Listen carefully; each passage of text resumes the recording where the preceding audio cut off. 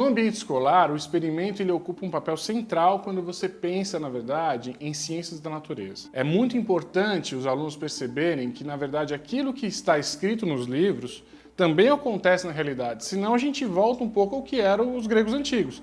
O aluno tem que apenas acreditar em tudo que está escrito.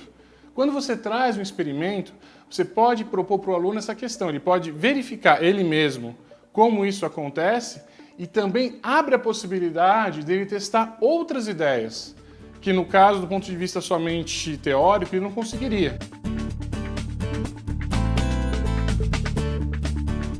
Para fazer um experimento científico é muito importante ter em mente que não é necessário uma grande estrutura, um laboratório super mega equipado, tudo. Na química, por exemplo, eu não preciso ter um laboratório super sofisticado com aquecedores, bico de Bohm, essas coisas. E se eu tiver, ajuda.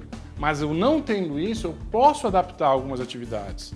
Eu posso fazer, por exemplo, uma atividade de solubilidade, em que eu vou verificar como sal e açúcar, quanto que eu consigo dissolver disso, por exemplo, em uma determinada quantidade de água, qual que é mais ou menos solúvel. É muito interessante o aluno perceber que o açúcar é muitas vezes mais solúvel que o sal. A gente consegue colocar muito mais açúcar numa quantidade de água do que sal.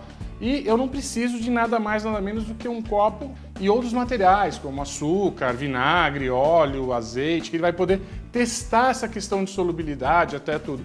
O que é importante, nesse caso, a gente ter bem claro? O que eu quero com esse experimento?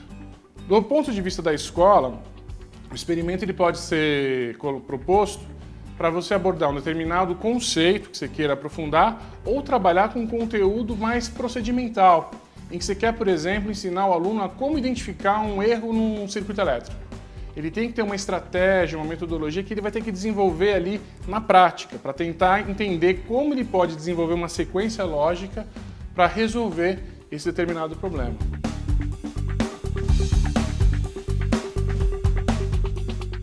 Existem várias categorias, mas normalmente a gente pode selecioná-los em experimentos de demonstração, em que você vai fazer uma atividade em que o resultado é igual, então não justifica você fazer todo mundo fazer a mesma atividade para chegar no mesmo resultado. O objetivo mais geral no experimento de demonstração é você mostrar e discutir um processo.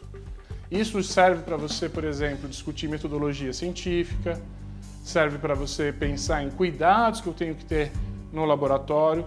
Isso tudo é muito interessante para quando se está começando a trabalhar com essa prática experimental.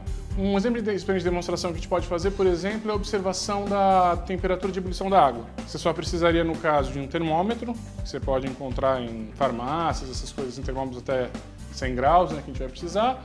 Uma fonte de calor, que você pode utilizar uma lamparina, qualquer coisa com álcool gel ali, no caso, para esquentar. E um suporte resistente a calor, que pode ser desde uma panela, uma leiteira, alguma coisa assim, em que você vai colocar uma quantidade pequena de água e vai observando como a temperatura varia ao longo do tempo até que ela entre em ebulição. Uma outra categoria que nós temos são os experimentos de reprodução de experimentos históricos. São experimentos que marcaram realmente a evolução de diversos conceitos dentro das ciências. Um exemplo que a gente tem de um experimento histórico seria a observação de como uma agulha de bússola se movimenta quando ela é posicionada próximo a um fio em que passa a corrente elétrica. Essa experiência foi realizada pelo Hans Christian Ørsted lá muitos anos atrás e foi o que deu início à fusão entre eletricidade e magnetismo, que hoje nós chamamos de eletromagnetismo. O interessante é isso, você consegue reproduzir algo realmente que historicamente fez diferença para toda a comunidade científica e as crianças podem ver como as pessoas observaram esse experimento e chegaram às conclusões que chegaram. Uma outra categoria de experimentos que nós podemos fazer também são experimentos virtuais, onde a gente utiliza simuladores. A vantagem desse tipo de experimento é que os alunos correm o mínimo de risco possível, não requer a compra de materiais de qualquer tipo para fazer, a gente usa somente o computador.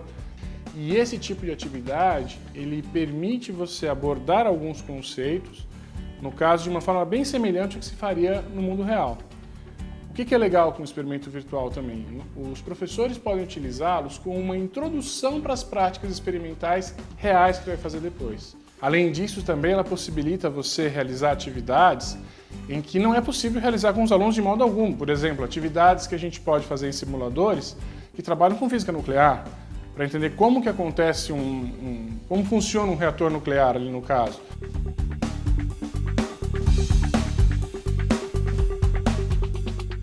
Um professor que quer começar a trabalhar com esses simuladores, um bom lugar para eles começarem é pelo site da Universidade do Colorado, nos Estados Unidos. Eles fizeram uma compilação lá, eles juntaram vários objetos digitais de química, física, biologia, ciências da terra, astronomia, e são todos de graça. Existem vários outros simuladores, a gente basta dar uma pesquisada aí pelo próprio Google, alguns são pagos, outros são gratuitos. A diferença aí eu acho que é legal sempre o professor ter em mente que quando você pega um simulador que é vinculado a uma universidade, ele já teve uma curadoria ali no caso, um cuidado de selecionar um simulador em que não há nenhuma imprecisão conceitual, não está passando alguma ideia que possa criar uma concepção equivocada dos alunos depois com a utilização desse objeto digital.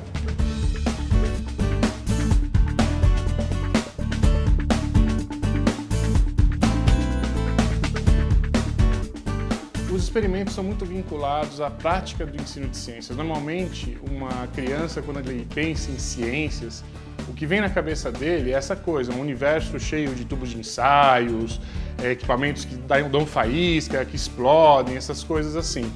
E quando ela chega na escola, normalmente não é isso que ela encontra em ciências. Trabalhar com a turma numa atividade experimental, quer seja ela uma atividade de demonstração, um experimento histórico ou virtual, vai mexer muito porque você vai tirar um pouco esse papel de que você está centralizado em você o conhecimento.